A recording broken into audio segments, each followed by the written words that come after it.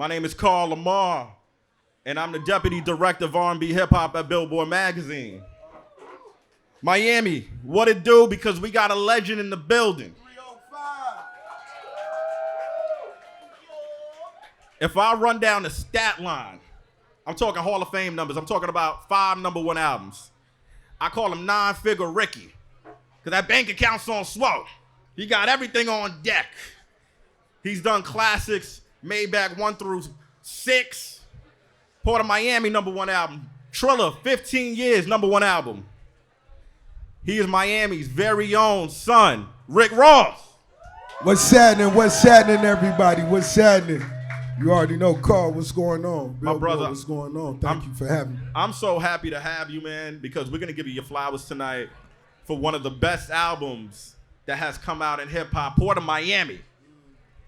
But before we get into it, right now, we're in the 50 years of hip-hop. I got to ask you, what does 50 years of hip-hop mean to Rick Ross? Oh, man, it just lets me know that hip-hop will live forever. Hip-hop will last forever. The growth and the continuing evolution, it's getting flyer every day. It's getting more ambitious every day. It's getting more valuable every day. And to me, that means a lot, the value of hip-hop. And I mean that in every capacity, you see? You know, I love bringing it back to the beginning, and you got some humble beginnings. I want you to talk about, I think it's called the Carroll City Flea Market. Yeah. Talk about those humble beginnings of what the Carroll City Flea Market did for you in your career. One time for the Carroll City Flea Market, man. One time for all the flea markets. Shout out to all the flea markets. USA Flea Market, and it don't stop. But that was just a spot where the hustlers felt welcome. Whatever you had going on, it was more than welcome at the Carroll City Flea Market since we were Jits.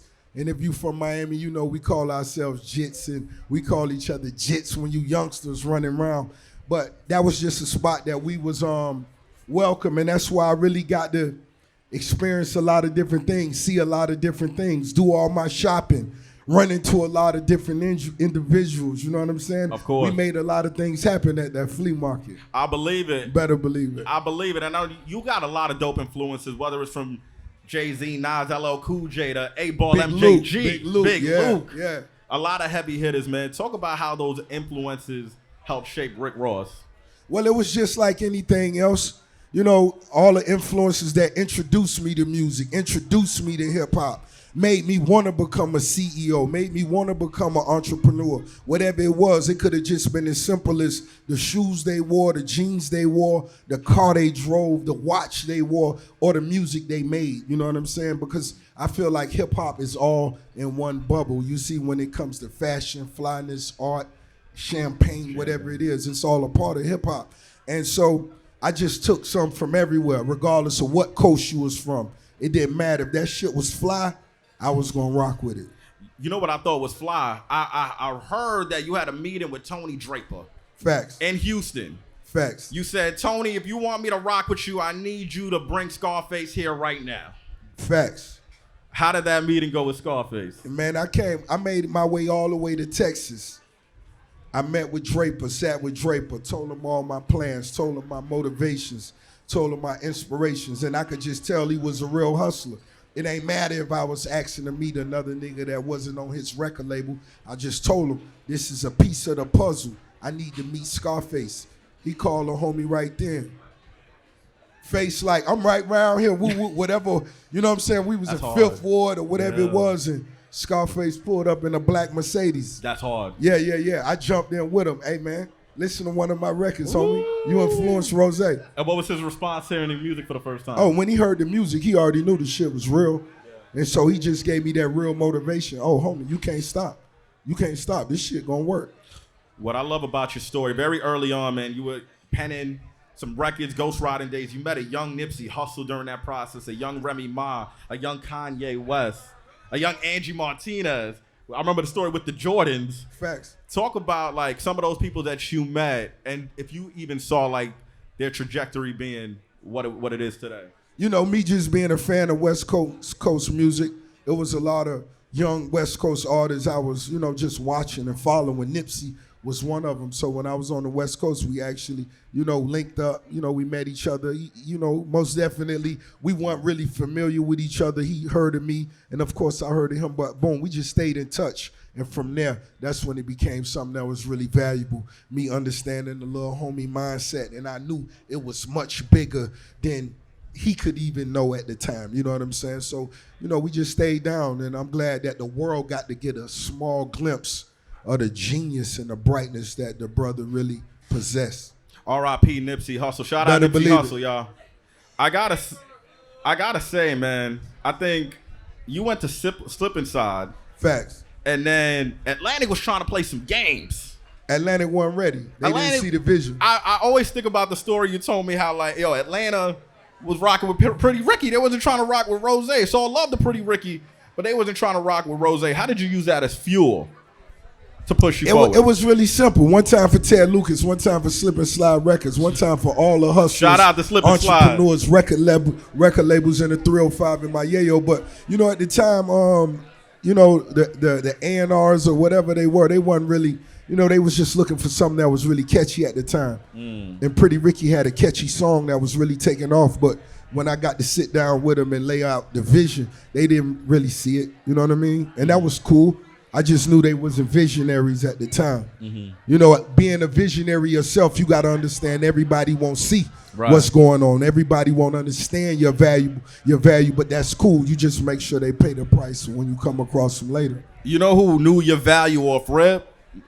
We had our brother DJ Khaled here yesterday. He gave you some major flowers. Believe that. One time for Khaled. Shout out to Khaled. Believe that. He told me the story because I was like, yo, I heard you got suspended while he was doing radio, underground radio, for breaking hustling. He got suspended for 2 weeks when he premiered your record. Did you know that? Nah, I know he got in some hot water. Khaled really went hard with my shit. Yeah. You know what I'm saying? Yeah. Yeah, he really went hard. He really rapped my shit. I'm talking about back to back to back to back to back. And he told everybody what the plan was, and they ain't have no choice. Yeah. Yeah. I think what's hard, bro, the Hustling record, the story about it, I didn't even know up until today. The Beamer that you drove in Hustling was actually your Beamer, the 745 that you rapped about in the song. Why was that such an experience for you? You had to bring that car out instead of trying to go... You could have got any car. The city knew what that car meant. The city knew when Rose hit the corner in that 745 LI what it was, man. We was hustling every day. Yeah. That's why it meant so much to have that, my whip in the video. My homie Johnny Boy, one time for John Lee, at the beginning of the video, you see him counting the money sitting in the car. All that was just that real 305 in my Yale shit, man. I want you to talk about, I don't know if you remember your 06 cover with Double XL. The movement was big in Miami. I'm talking about you, Khaled. I'm talking about Trina, Cool and Dre. Talk about that resurgence of Miami rap and what y'all were doing with the movement at that time. Really, it was just one of those things. I always felt Miami always been live. We always been on our shit. This city always been, as far as I'm concerned, the biggest in the country. But when Khaled, when Cool and Dre, just all the elements, all the pieces of the puzzle came together. That's from the production side, us having, because we always had dope producers, but now we got superstar producers. Rose speaking for the hustlers. I'm getting to the money. Khaled, DJ going to the next. Just all that shit at one time. It took it to the next level. And it was just something that the streets needed. And they appreciated it. What I think is crazy about your hustle, you put in 7 days. You were performing anywhere, hustling at the time, to where when you were working on your debut album, you lost your voice. Oh, big time. How did you manage to record your debut album knowing that you were performing at a high level? No voice. No, when you listen to Port of Miami right now, you hear the harshness in my voice. You know what I'm saying? I was on the road. I was going to get the money. I was doing shows. My voice was gone. Promoter said, I don't give a fuck. Just come. They want to see you. I was like, I don't give a fuck neither. Yeah, so one time, and I really just came out there and just really went hard. Fuck it. I ain't give a fuck. Yeah, fuck that shit. That is so fire, man. And I think what's so fire about Hustling too, man, the remix, Jay-Z. Huge. Jeezy. Huge. Fire. Huge. This was like Def Jam Jay-Z, President Jay-Z. How did you Huge. get him on your record? Oh man, that was the biggest record of the year. But more importantly, I didn't really have a lot of work to do because if you was a real hustler, Yeah. that record touched you in a different way. Yeah. Fuck everything else that was on the radio at that time. If you was a real hustler, that every day I'm hustling, you knew what that meant. Mm-hmm. If you was a female who was doing half, you was arching eyebrows, you knew what the fuck every day I'm hustling meant. You know what I mean? So it touched motherfuckers in a different way. So everybody that held down that every day I'm hustling, that was for us. That was hard. That was hard. The last record you recorded on that album, oddly enough, is the second record on Port of Miami, and that's Push It. Push it to the limit, right? How did you come across the record for Push It, and talk about the connection with Scarface to Port of Miami? Man, you know, just that film always spoke volumes of how it was moving in Miami. You know what I'm saying? The film was most definitely a film, but for a lot of young niggas in 305, that was just something that, you know, they connected with. Right. That was just the vibe. You know what I'm saying? Our drive, our motivation, our desires, and that's still the same for me. Right. Yeah. You could come up and not have nothing. You come across that fucking bridge and, you know, you a youngster in high school and you seeing $10 million cribs and you mean, is this an option? Yeah, it's an option. Okay. I know what I need. I don't know if you understand the importance of Port of Miami, to where I saw an interview where Wale said before he made it big, he used to play Port of Miami with his brother before his brother passed away. Damn. And Cool I and never Dre, knew that. yeah, Port of Miami helped build the second chapter of their career. Outside of what Port of Miami did for you, talk about now how it was able to affect the culture 17 years later. I think what Port of Miami was for not just Miami, for the rap game. Ricky Rose, I spoke about the hustle. I spoke about power. I spoke about wealth. If we look at life as a casino table, it's some people that want to come to the table and just enjoy the night. It's some people that just want to break even. And then there's motherfuckers like us that want to win it all. So that's what Port of Miami spoke for me. Mm-hmm. Let's win it all. Let's take it all. It had to be a full circle moment for you making Port of Miami. The name wasn't even Port of Miami. It was a Career Criminal. Yeah. I actually had a couple options. Like what? But it was just, you know, it was just one of those things that, it was a few things that was just touching me.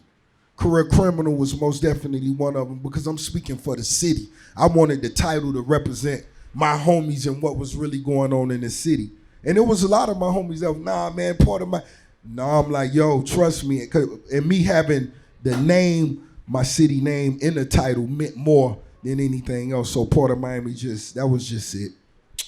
And it was, it was a lot of people, what's that? Yeah. What's the Port of Miami? And let me break it down to you. That's where a lot of shipments come in and out, and you know what I'm saying? Boom, boom, boom. It's a lot of good things that go on there. And that had to be a full circle moment for you. You do Port of Miami 2006. You perform at the port for Port of Miami too. What does that mean for a Carol City kid like you? You already know, man. That was it just let me know everything. It was falling in place. This was destiny. We at the Port of Miami now. I'm standing on top of containers now, performing for the crowd. You know what I'm saying? That shit was unbelievable. That wasn't nothing that you could plan. You know what I'm saying? That's fucking hard, bro. Yeah, that was legendary right there. Khaled was telling me yesterday how like Fat Joe made Lean back in his garage. And he told me they used to call the garage Jerusalem, the studio. And he said, you got some cuts in there. I think you did Bury a G with Wayne. Talk about how you and Khaled were able to connect on the production side. Because cats don't know, Khaled beat Novocaine was Khaled on the production side. Yeah, making beats, without a doubt. Khaled most definitely made beats. Khaled passion for music is most definitely not a facade. That motherfucker could sit up in a room and listen to beats, talk records. I'm talking about for 22 hours of the day. Shit ain't fake. Trust me. And so him making beats, this, that was just one of those things. You know, us going through, when I had the biggest record, when you got a record like Every Day I'm Hustling, every producer in the rap game want to contribute something to that project. I had the biggest producers in the world sending me beats, and Khaled most definitely earned him a slot. That wasn't given to the homie. And most definitely Wayne collaborated on that record. So one time for my brother DJ Khaled, man. Shout out to DJ Khaled, Miami's very own. Port of Miami was your first #1 album. What did a #1 album mean to Rick Ross in 2006, 2007? A #1 album, you know, having a huge record, having a classic record, being on the road for the first time. My priority was really putting together a project that the streets was gonna really feel. Well, a motherfucker couldn't say it wasn't just one record or it was a this, that. Nah, I needed them to understand this was really a flow. This was really a vibe. Rose really had something to say. Mm-hmm. So that record going #1, that solidified that. That put my feet in the concrete. I knew I was gonna do it again. Mm-hmm. Yeah. And you did, because we're gonna also talk about 15 years of Triller. That's another #1 album. And I saw that the inspiration for the title originally came from your love for UGK with Trill, and then your love for Michael Jackson, Thriller. That true? Yeah, it was most definitely a collaboration of the both. Me just vibing to both. If you look on my IG page, the first post was a picture with me and Pimp C. It was right before the homie passed, one time for Pimp, you know what I'm saying? So once again, you heard me telling the story of me driving to Texas to meet Tony Draper, me wanting to meet Scarface. Texas played a major role, you know what I'm saying? So me coming into that second album, the Port of Miami, I rep my city. Now I had to let them know the way we really move and say it in a way that I knew real niggas around the world would feel. So that Triller, that was that collaboration. So yeah, we made it happen. Is it true the cover art, which has you sitting inside a Maybach, that was your first time ever sitting in a Maybach? Yeah, I bought it right then. Bam. Wow. Yeah. Okay. Yeah. And then obviously Maybach music with Jay-Z. The fascination for the Maybach, I kind of just want to know the origin for you. What? The love for the Maybach. You buying a Maybach, man, you doing really, the Maybach music. You got to realize, for Rose, it's all about, we got to separate ourselves from the norm. Let's elevate ourselves. What's unique? What's really fly? Okay, what's some rare shit? What's something everybody not rocking with? Everybody riding this, everybody riding that, everybody, okay, we gonna do something a little different. It wasn't no Maybachs really on the street at the time. And when I was thinking of some illustrious, that's what it only went with the title of the record label as well. This shit has gotta be I'm talking about the finest of the finest. This the Beethoven of all this shit. And so it just fell in place. So when I would pull up in the Maybach, everybody, what is this? This the Maybach, homie. What is this? I don't need no credit for this shit being popping right now. We ain't tripping on no shit like that. I'm gonna put you on. I'm gonna put you on because I remember we spoke a couple years ago. I asked you on the spot to give me your favorite Maybach music record. You didn't know at the time. No. Or do you know now? No, I may not know now. Wow. I may not know now because once again, when the concept of creating Maybach 1, it was just really obviously me saying part 1 lets you know this is something that I want to continue. Mm-hmm. And I want this to be the most expensive sounding music that's on the market. I want this to be the Sandro Pay of the records when it comes to the vibe, when I can create Maybach music part 1, part 2. So when you hear the collaborations and the Erykah Badu's coming in on the bridges and the choruses and it's just, I just wanted it to feel real expensive another way, just letting them know this is something Rose doing, it's something that's unique, and this is something that has to come from Miami, and here we are. Is the Maybach series closed, or do we have more on the way? Honestly, we do. Okay. Yeah. Where who? Without a doubt, we gonna see. Yeah, we got some music coming real soon. I will get to that shortly. There's a quote that Jay-Z had said that you quoted. You had dinner with him at Philippe's, and he said, "I don't listen to the beat to see if I like it. I do it to see if it works." How did that change your writing process? Oh, it changed it a lot because a lot of times a producer, I could be sitting in the studio with a producer and the beat come on and I may not even like the sound from the beginning, but The sound may not catch me, but maybe we could catch the tempo, or maybe we could catch on to something else. Let's find what we do like. Let's not really dwell on what we don't like. Let's focus on what we can, and not only do we like it, can we make it work? You never know what you may win with. It may not be something you love off the beginning, but fuck it, if it works and work in a big way, you'll thank yourself later. Absolutely. I want to say one time for Shakir Stewart, R.I.P. R.I.P. to the legend Shakir Stewart. Shakir obviously played a big role at Def Jam. Facts. I saw that he bought you the Boss record. Right. What intrigued you to one, because you normally do your own hooks, to say, you know what, I'm gonna let this one rock. Right. And I'm gonna let T-Pain do his thing on it. No, he when he brought me the record, No hook. no hook. Oh wow. Okay. When he brought me the production, I heard it. You know, I see the excitement in his face, and I understand. You know, the homie excited. This means something. I get it. You know what I'm saying? And so I listened to the beat. Okay, I get it. Boom. Next time I see him, he pull up on me. He got T-Pain on the chorus. Mm-hmm. I was blown away at that point. That was oof. I wrote the verses. It went number one. Do you have a favorite verse? This might be hard. You know, I like asking you these hard questions. Do you have a favorite verse off Triller? I couldn't even say right off the top. Oof. Or favorite B-side. I'll give you that. Favorite B-side. Luxury Tax is my shit. Luxury Tax is most definitely one of those dope records. Mm-hmm.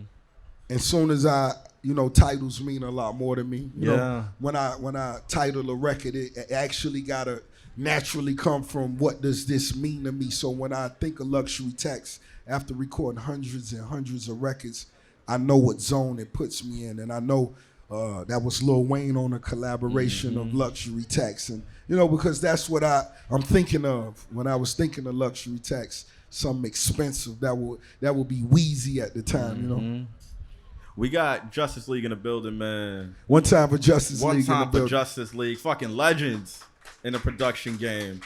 Talk about some of the shit y'all been able to cook. How did y'all link up and continue to make that magic every time? I think it was just one of those natural things. The brothers was from Florida, but most importantly, the way they would put a record together, the production, the sounds, the different levels, it was just something nobody could duplicate, and they still can't.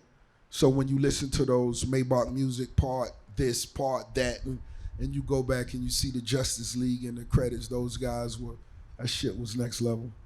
Orchestra level shit. Tough. Yeah. Facts. And you got another number one album. At this point, you're sitting on 2. How did it feel to crush the whole sophomore jinx? Because I know you had the critics like, he did good on the first one. I don't know if he's going to get another one.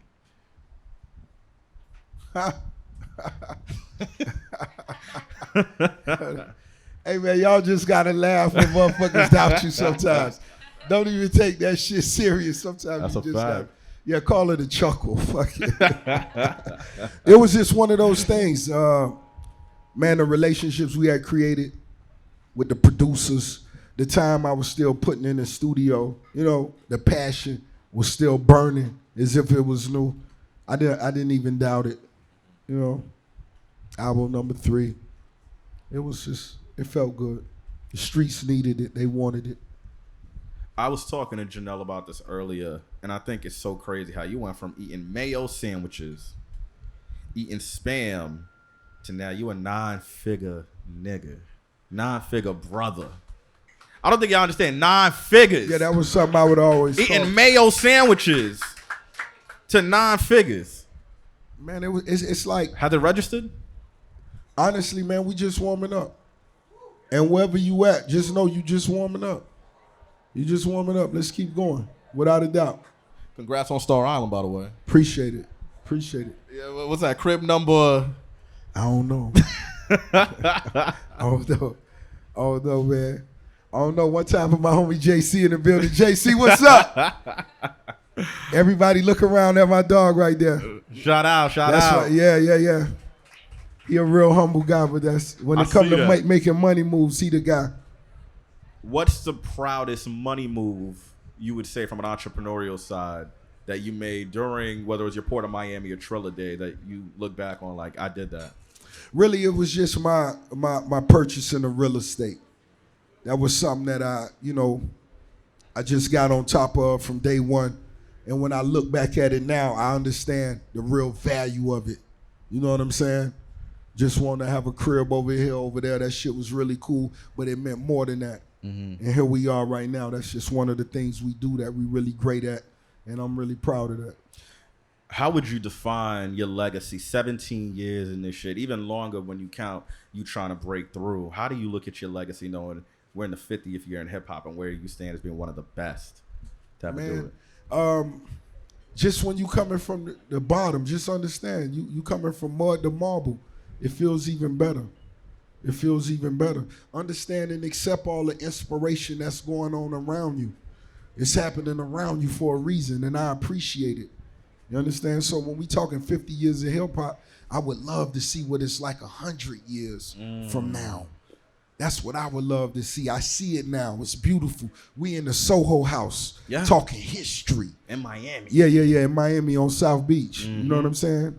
We sipping Luke Belaire, Gets No Finest, the finest of bubbles. You know what I'm saying? So it's like, just imagine what it's like 50 years from now, 100 years from now. I was just going to say, what do you want to see within the next 50 years? Oh, man, I can only imagine. I can't even fathom that.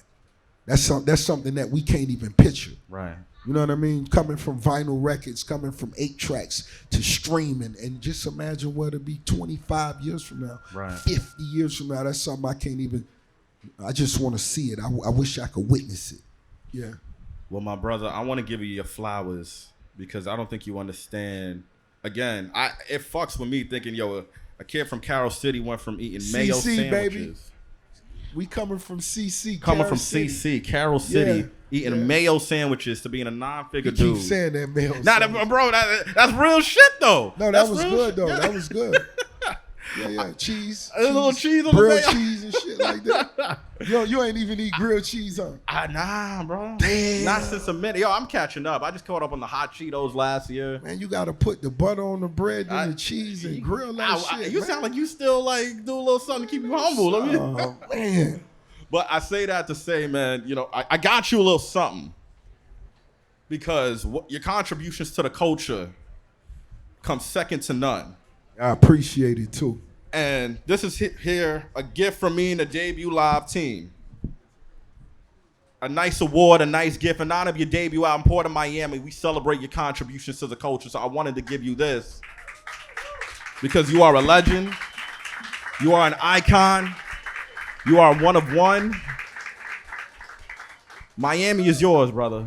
Hip hop is yours. So I just wanted to be here to give you your flowers and everything you've done for me, for my team. It's much appreciated. Anytime. And I just want you to understand what you represent for hip hop. As long as it's brothers and pieces of the puzzle like yourself, the culture can only grow because the energy is positive. You understand? Yeah. It's a lot of times you feel everybody not going in the same direction, but when you are, the shit can only win and win in a major way, and that's what we doing. One time for my brother from the Justice League over here. What's up, brother? Shout out Justice League. I would love for you to share at least 5 minutes up here just to give a perspective of creating the music. Please. Putting the collaborations together, Please. So on and so forth, brother. What it's like. We got to get flowers. Yeah. You feel me? But it's like I say, man, as long as it's pieces of the puzzle like yourself, and thank you to Debut Live, we only can grow. Yeah. And like I say, we still in the studio. That's why he even in the city, because we're in the studio working on magic. And, long as it's feeling magical, let's make it happen. Without this man with me. He put me on blast. I don't get out like this. I don't do this. Nah, we gonna give some. But this is my man right here. We've been doing things forever. I told him we were gonna shut the internet down today. Uh-huh. Why not? Why the fuck not? Our new music insane. When this shit comes out, y'all gonna be like legendary shit. There we go. Shout out to Justice League. Shout out to Rick Ross. Shout out to Miami. Oh, matter of fact, go ahead, brother. Whenever he put Maybach music together, it changed my life. I remember sitting in Patchwork. Yes. It changed my life. I heard Jay-Z on my shit. I was like, yo. That verse is crazy. Price ain't the same. Price is not the motherfucking same. Yesterday's price is not today's. No, absolutely not. And there's no one else I make music with other than this man. Yeah.